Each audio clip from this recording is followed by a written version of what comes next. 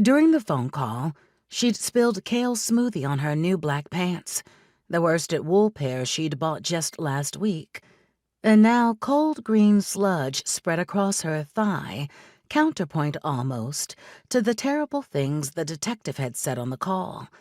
The information that had warmed her left collarbone to the point of baking.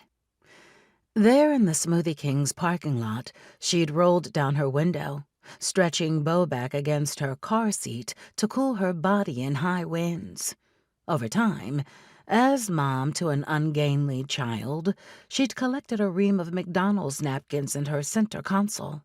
But when she tried wiping her pant legs clean, she left behind tiny white pills of pulp. She found in her mind her father and the 3 dime-sized drips of blood she'd left on her blue jeans for years after he was shot. She'd refused to either wash or toss them. She'd worn them, blood and for all the years she'd never acknowledged his death.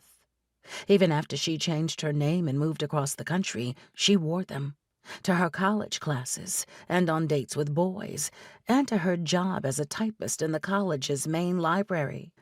She knew that if ever she highlighted the blood to another person, even all those years later, when the jeans began to yellow and fray and turn filthy, they wouldn't have known what to say. It was 1997 then, and no one had known the helpful words. People would just listen to your complaint, or your concern, or your history, and maybe say, "Bless your heart," before walking away, leaving you with your mouth hanging agape, swallowing air into the psychic wound you'd opened. Not that it was any better nowadays. If you said this to someone in 2023, she thought if you said, "Hey, a cop shot my dad, and he died on the hot pavement, gasping for air like a hooked fish," people would say you should have given them notice.